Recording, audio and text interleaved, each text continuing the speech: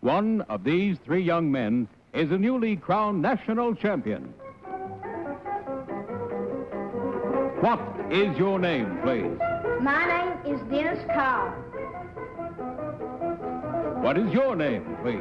My name is Dennis Kyle.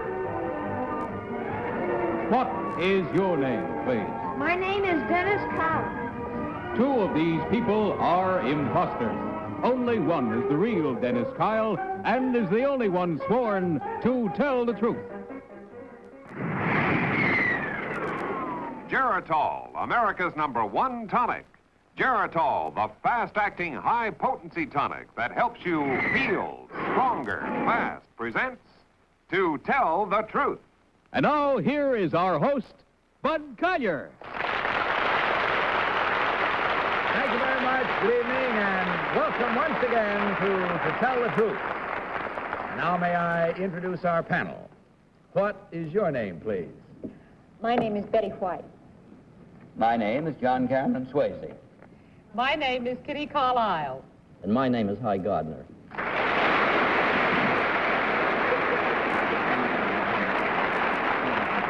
Now, these three young men all claim to be Dennis Kyle. Only one, of course, is the real Dennis Kyle. The other two have merely assumed his identity, and they do not have to stick to the truth. Now, panel, in front of you, there is a copy of the truth in the form of an affidavit. So will you please follow along while I read it? I, Dennis Kyle, was born, raised, and attend school in the state of West Virginia, where my father is the superintendent of a coal mine. In both 1956 and 1957, I reached the finals of the National Marbles Tournament, which is held each year at Asbury Park, New Jersey. This year, in competition with over 3 million other marble shooters, I set a new tournament record and won the title of 1958 National Marbles Champion. Signed, Dennis Kyle.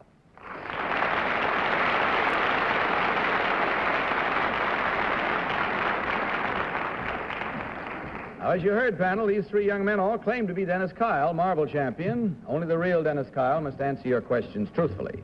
Each of you will, as usual, question until you hear this signal. At the end of the questioning period, you will cast your votes for the one who, in your opinion, is the real Dennis Kyle. And we'll start this evening's cross-examination in this first round with Hy Gardner. Hy? Well, you said real. As I remember, number one, what is a really? What do you mean? What kind of a marble is a really? I don't know. Number two, do you know? No, sir. Number three?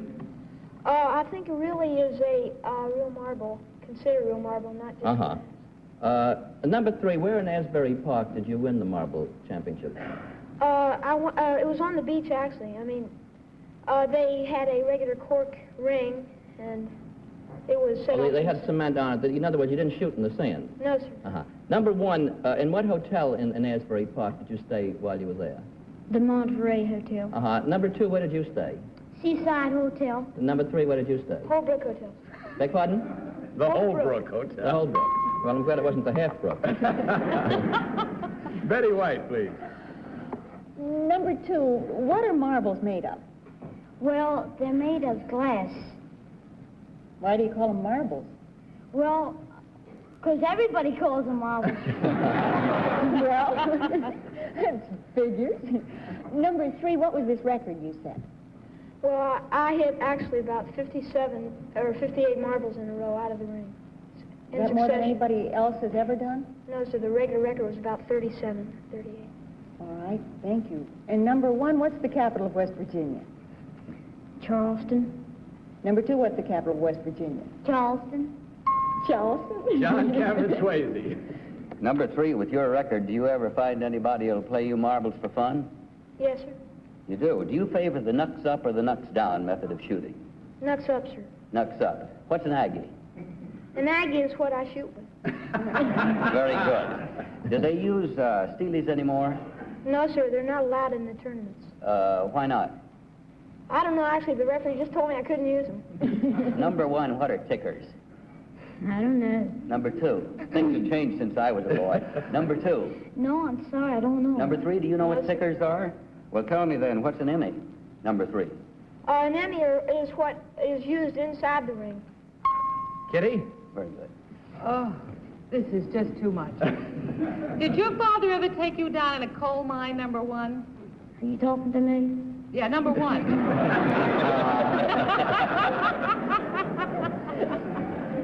Guess you better look at him when you talk to him. I'm looking at you. Did your father ever take you down in a coal mine? Yes. What was it like? It's dark. Because you are. I shouldn't have pursued it. Number two, is your crown official? No, it isn't. You see, when you become the champ, you're only the champ. Only next year's tournament, and somebody else is the champ. You can't join the next year's tournament. Well, are you or are you not the champ? Yes. For now. That's it, panel. Got all the questioning we have time for, and without consultation, will you mark your ballots? And in so doing, select number 1, number 2, or number 3. Team of challengers will, as usual, collect $250 for every incorrect vote. And let's see how Betty White has marked her ballot. Betty? Well, I vote for John Cameron Swayze, because he's the only one that could possibly keep up with number 3. And your vote, John? Well, I voted for number 3 also. I stuck with Betty. I was always a knucks-up shooter myself, so that's why I stuck with number 3. I find as I get older, it's knucks down most of the time. Kitty? I voted for number 3 on the basis of information which I did not understand. You mean you were an old marble shooter? No. And Hi, what about your Well, vote? I also voted for number 3. It was rather difficult because all 3 of these youngsters are bright and they all seem to have their marbles, but I think that Dennis the Menace is number 3. Okay, there you have it. Unanimous selection, and you've heard why our panel voted as they did. I wonder if you agree with them. We'll find out now whether you should agree or disagree as we discover which one of these young men is the real marbles champion. So will the real Dennis Kyle please stand?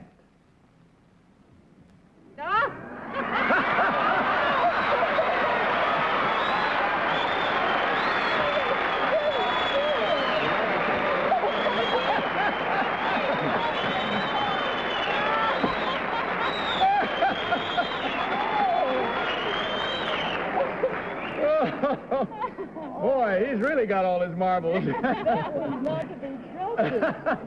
Well, after all, if he wasn't the real one, he didn't have to be trusted.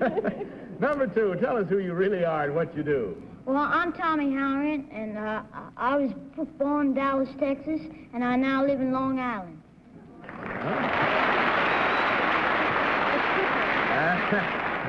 And number 3, what about you? My name's Charlie Norris, and I live in Old Grange, Connecticut, and I attend Easter Junior High School.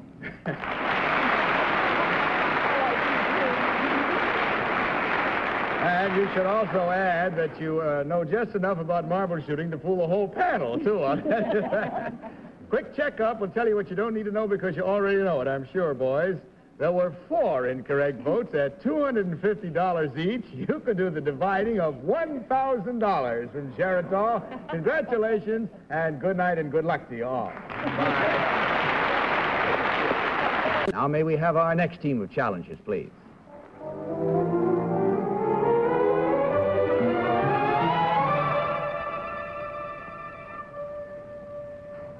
What is your name, please? My name is William F. Tompkins. What is your name, please? My name is William F. Tompkins. What is your name, please? My name is William F. Tompkins. You've heard the name, panel. Now hear the facts. Follow along, if you will, with your copies of this affidavit. I, William F. Tompkins, am a lawyer. In 1953, President Eisenhower appointed me United States Attorney for the state of New Jersey. I was one of the youngest in the country. That year, I secured the indictment of the chief executioner of the infamous Murder Incorporated, Albert Anastasia, who later pleaded guilty and went to jail. In 1954, I was named Assistant Attorney General and called to Washington as the first chief of the newly formed Internal Security Division of the Department of Justice. I directed the successful prosecution of spies Jack and Myra Sobel and personally prosecuted master spy Colonel Rudolph Ivanovich Abel of the Russian NKVD. Signed, William F. Tompkins.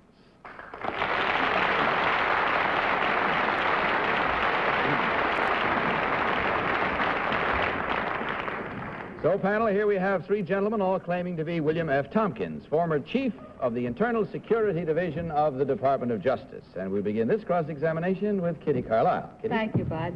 Number one, what does NKVD stand for? It is a Russian term. It's a Russian Secret Service. You don't know what the initials actually mean. It's a series of Russian words which Number two, what was Colonel Abel's ostensible means of livelihood? His ostensible means of livelihood was photography, and he was also an amateur photographer. Number two. I'm sorry, an amateur painter. Painter. Number two, who is the present chief of the Internal Security Division? Number three, I mean. Mr. Yeagley. Mr. Yeagley. Number three, I live in New Jersey in the summer. When is that causeway going to be finished to Long Beach Island? I think your guess is as good as mine. That's what I was afraid of. Number one, what masks did the murderers of Anastasia wear? What kind of masks? Number two, what kind of masks? Stockings, women's stockings. Hi, Gardner. Number one, what is the full name of a fellow nicknamed Tough Tony? That's Tough Tony Anastasia. Number two, what former U.S. attorney recently was named chairman of a committee of four in an anti-crime commission designated by Governor Harriman of New York? I believe his name was Lane. You know his first name? I'm not certain. Number three, would you know who the person is I make reference to? I believe his name was Miles Lane. Number three, in what office was Roy Cohn an assistant U.S. attorney before he went with the McCarthy Committee? In New York, I believe. Betty? Number three, it says that you were appointed Assistant Attorney General in 1954. Who was Attorney General at that time? Herbert Brownell. Number one, who is the Present Attorney General?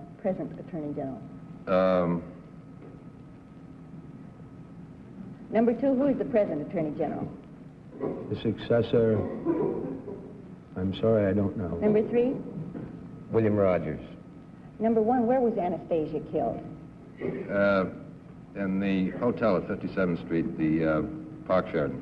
Number in two, the barber shop. Where was Anastasia killed? He was killed in the Park Sheraton Hotel between 55th and 56th Street and 7th Avenue. John? Sorry, Betty. Number three, after Albert Anastasia took that plea, how long did he actually serve in jail? He was sentenced, I believe, to a year. Did he serve the time?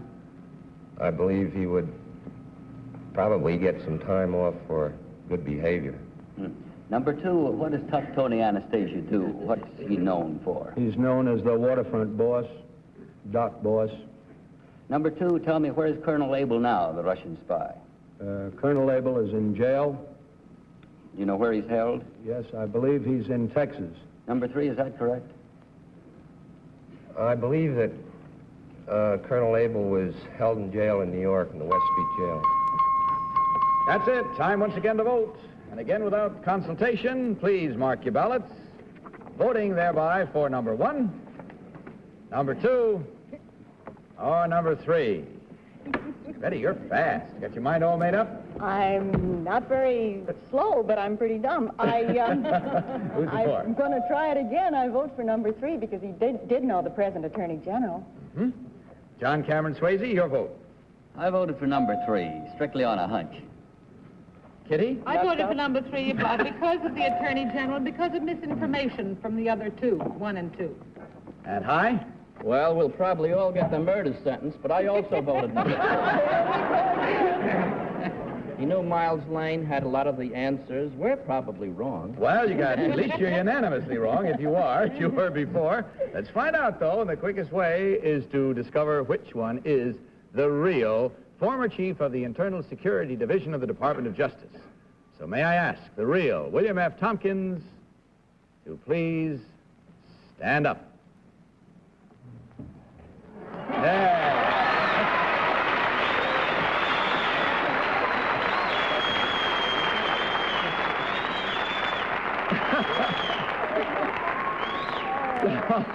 You can't I guess these kids. No, you sure can. I guess you won your spurs back on that one. Let's find out about the others now. Number one, would you tell us who you really are and what you do, please?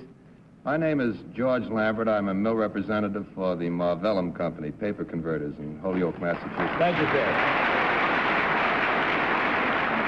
And number 2, what about you, sir? My name is Jess Spear, and I'm with Hearst Advertising Service in New York.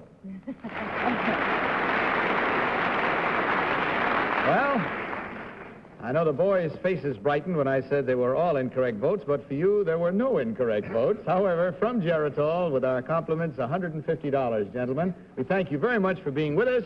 And on your way out, there is an apothecary jar of Geritol waiting for each of you. Good night and good luck.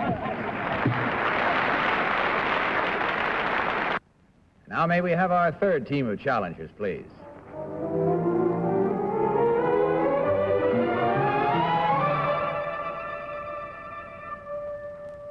What is your name, please? My name is Dr. Marjorie Cruz. What is your name, please? My name is Dr. Marjorie Cruz. What is your name, please? My name is Dr. Marjorie Cruz. Very well, panel. You've had a look. You've heard the name. Let's see what we have by way of an affidavit. Will you follow along, please? I, Marjorie Cruz, am a doctor of medicine specializing in anesthesiology. My spare time is devoted to horses and horse racing. I have been a licensed trainer since 1956, and I own and train 2 racehorses of my own. 1 week ago today, I was present as a consultant in the use of an anesthesia machine which I built, while a team of veterinary surgeons performed an operation on this year's Kentucky Derby winner, Tim Tam. Signed, Marjorie Cruz.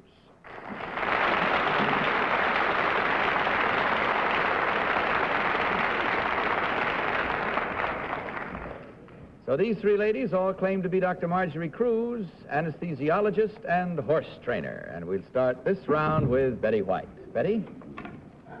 Number 3, how do you like Kitty's new hairdo? I like it very much. Isn't that pretty? Oh, I really like it. I think it's pretty. Number 2, what are the names of your 2 horses? Miss Bimelick and M.D. Number 1? Miss Bimelick and D.J. Number 3? Miss Bimelick and D.V. Well, swell. If you were going to hang out a shingle, number 1, what letters would you put after your name? M.D. Number 2? M.D. D.D. M.D. M.D. number 3.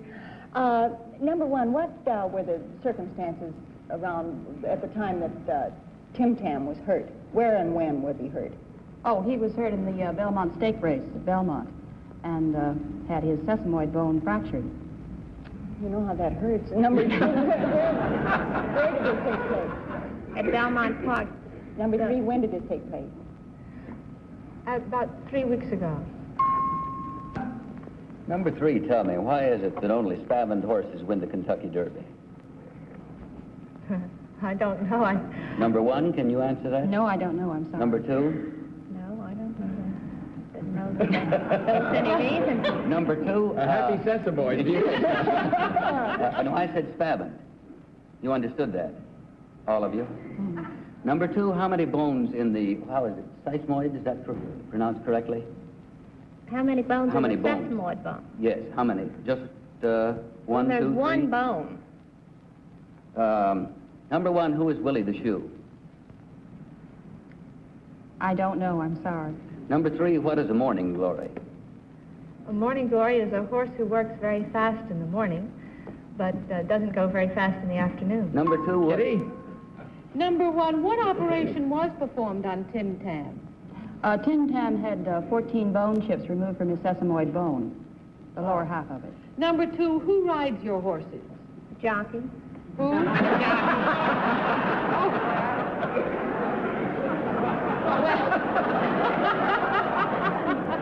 Number 2, are you 7?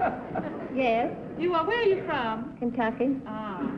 Number 3, how do you spell anesthesiology? Wait, let me check it with you. Anesthesiology. Number 1, what does it mean when a horse founders? He loses his shoe.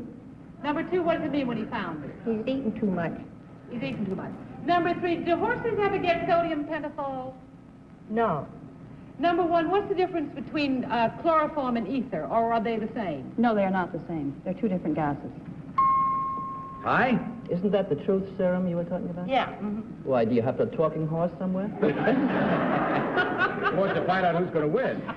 Naturally. Number one, who is Ken Kling? Ken Kling is a cartoonist who draws a comic strip about horses. Uh-huh. Number two, what is the name of the most famous racing paper in the United States? Morning Telegraph. How much do you pay for it? 50 cents. Number three, what is unusual about the Morning Telegraph? You know, when you buy it for $50. It has the complete charts on the horses' past performances. Number two, is there any such thing as a Blue Cross hospitalization plan for ailing horses? Right not. Is there, number one? No. Number three? No. The answer is nay, nay. Number... And with that, I have to call home because it's time once again to vote. So will you kindly mark your ballots and vote for number one, number two, or number three? All set, panel? How about you, Betty? For whom did you vote this time? Well, I have time for a quick call to Polly. I don't know. I just sort of say, this is against my better judgment because I know it isn't. I know it's number two, but I'm going to say number three because she was the only one that looks a little doubtful at the word spavin. I don't think it's any of them, frankly. I really don't. You mean you don't think any of them is spavin? John, what about you? Your vote. Well, I agree with Betty, but I voted for number two. I guess I still agree with her. She said she thought it was really number two.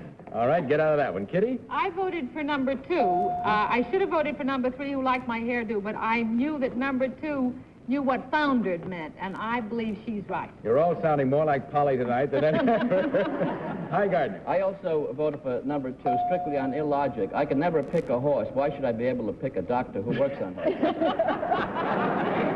All right, sir. There we have our votes and our reasons for them. And I hope you are as right or wrong as our panel as you discover now which one of these three ladies is the real anesthesiologist and horse trainer. So we will ask the real Dr. Marjorie Cruz to please stand. Number one, I'm going back to California.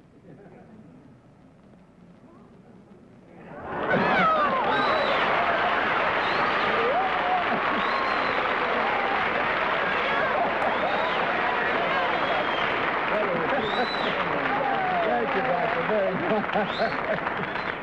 You still think it's number two now, do you, Betty? I knew it all the time. Number one, would you tell us who you really are and what you do, please? My name is Mrs. Joan King. I'm a freelance fashion coordinator. I live in Westport, Connecticut. And number two, what about you? I'm Elizabeth Nash, the mother of a 2-year-old boy who lives on Long Island.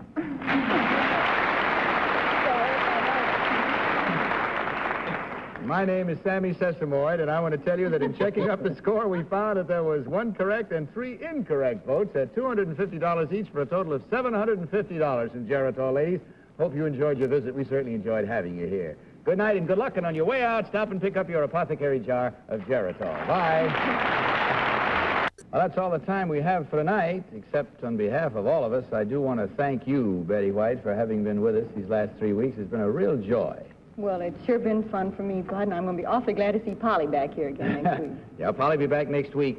Yeah, I'll tell you what, just so you don't forget us, on behalf of myself and the panel, let us give you a To Tell the Truth game. You can take it along with you, play it on the train, you know. Just I'll do it. Just have a ball, okay? Take it right along with you. Thank you, Bud. Okay. If I could forget you. Now, next week, of course, we have Polly back. And, John, may I thank you very much for being with us tonight, old friend. Oh, it's a pleasure. Always a joy to have you back with us. Jackie Cooper will be taking over for you next week. Oh, good. Good. And I guess that's about all the vital statistics, except to say goodnight, panel. Good night, Bud. Good night, Betty. And this is Bud Collier saying goodnight from Geritol and reminding you to tell the truth. Good night, everybody.